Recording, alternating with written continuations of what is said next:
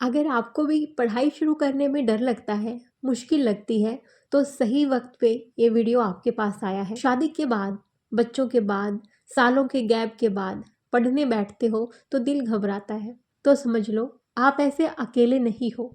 सबसे पहले ये समझने की ज़रूरत है कि ये डर आखिर लगता क्यों है। डर इसलिए लगता है क्योंकि हम कंपेयर करते हैं खुद को। हम सोचते हैं कि यार अब मुझसे नहीं हो पाएगा।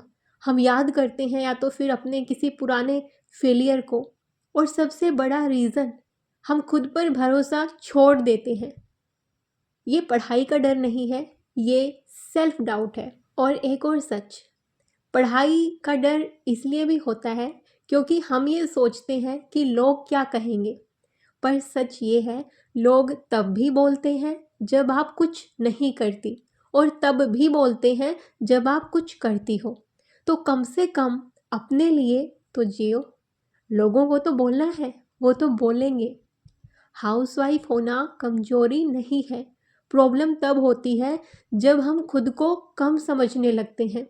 आप पूरा घर संभाल सकती हो, इतने काम कर सकती हो सबके, तो क्या एक सब्जेक्ट आप नहीं संभाल सकती? क्या आप अपनी पढ़ाई नहीं संभाल सकती? क्या आप खुद को नहीं संभाल सकती? डर एक सिग्नल है कि आप कुछ नया करने जा रही हो। अगर डर आ रहा है तो समझ लो आप सही डायरेक्शन में हो। आज सिर्फ उस बुक को खोलो, चाहे एक पेज पढ़ो। डरो मत, कॉन्फिडेंस आएगा धीरे धीरे, और एक दिन आप खुद पे प्राउड फील करोगी। पढ़ाई से मत भागो, एक छोटा स्टेप लो, बाकी सब खुद ब खुद हो जाएगा। एक और गलती करोगे जब आप शुरू करोगे, आप इतनी सारी बुक देखोगे, अपना सिलेबस देखोगे, आपको लगेगा कि ये क्या है, कुछ नहीं समझ आ रहा।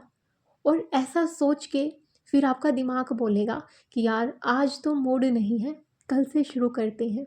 और यही वो मोमेंट होता है जब ज़्यादातर लोग हार जाते हैं। आपको ऐसा नहीं करना है। जब कोई चीज़ समझ में नहीं आए तो अपने दिमाग को बोलना है, कोई बात नहीं, पहली बार में समझ नहीं आया, दूसरी बार में, तीसरी बार में ज़रूर आएगा।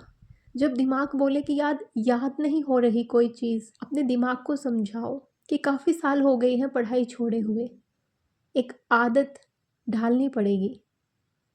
अगर आपको काफ़ी साल हो जाए ना, कुकिंग छोड़े हुए, ड्राइविंग छोड़े हुए, या किसी और काम को छोड़े हुए, यकीन मानो उसमें भी मुश्किल आती है। ऐसा नहीं है कि सिर्फ पढ़ाई को कई साल हो गए छोड़े हुए तो सिर्फ पढ़ना ही मुश्किल लगता है। करके देख लेना। अगर आप ड्राइविंग करते हो तो कुछ सालों तक ड्राइविंग छोड़ देना, फिर शुरू करोगे पहले दिन, कई सालों बाद तो डर लगेगा, नहीं होगा इतना अच्छे से। कुकिंग छोड़ के देख लेना कुछ साल, और कुछ सालों बाद फिर से शुरू करोगे तो नहीं होंगी वही चीज़ें जो तुम आज कर पाती हो कुकिंग में आसानी से, वहाँ पे भी मुश्किल लगेगी। और एक और चीज़ मैं ऐड करना चाहूँगी कि जब कभी आप पढ़ाई के लिए इतने सालों बाद बैठो, तो ऐसा भी मत कर लेना कि बस पढ़ाई में ही लगे हो और अपनी हेल्थ को भूल जाओ। ये मेरा खुद का एक्सपीरियंस है। जितना आप खुद को अच्छा रखोगे, फिजिकली फिट रखोगे, मेंटली फिट रखोगे, उतना ही कम समय में आप ज़्यादा चीज़ें कर पाओगे। कभी भी वॉकिंग, रनिंग, या कोई एक गेम आपको वॉक करनी है, कोई गेम खेल लेना है। मैं अपना खुद का एग्जांपल देती हूँ। मैं दिन में जो भी मेरा टाइम होता है मैं पढ़ती हूँ, लेकिन एक टाइम मैं ऐसा दिन भर में ज़रूर रखती हूँ। उस दिन या तो मैं वॉक करूँ या कोई गेम खेलूँ, मैं ऐसा ज़रूर करती हूँ। और ये एक चीज़ है जो मेरी इस जर्नी है ना, पढ़ाई वाली जो तैयारी वाला ये फेज़ है, इसको ये चीज़ आसान बना देती है। देखो, एग्ज़ाम पास होना, नौकरी लगना, ये बाद की बातें हैं। जो प्रोसेस में अभी तुम जी रहे हो, तैयारी वाली प्रोसेस, वो एकदम मज़े से करो। तुम्हें बोरियत फ़ील ही नहीं होगी। तुम्हें ऐसा लगेगा ही नहीं कि यार इतना टाइम हो गया। तुम्हें अपनी जर्नी में मज़ा आना चाहिए। देखो, रिज़ल्ट तो खुद ब खुद शानदार होगा, लेकिन जो ये जर्नी तुम जियोगे ना, पढ़ाई करने वाली जर्नी, ये शानदार होनी चाहिए, ये तुम्हें बोरिंग नहीं लगनी चाहिए और अपनी हेल्थ का ध्यान रखोगे और वॉक वगैरह करते रहोगे तो ये जर्नी सच्ची में खूबसूरत बन जाएगी।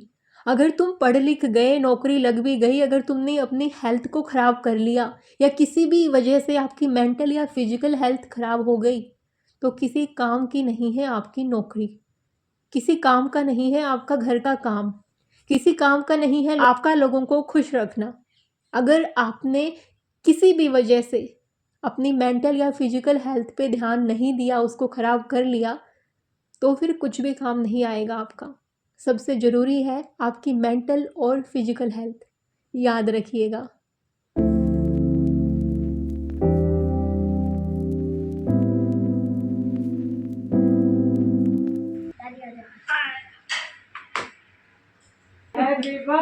हैप्पी बर्थडे नहीं है ये ऐसे ही आज पहले दिन घर में आए हैं ना। First day to you. Happy first day new house to you. Happy new house first day.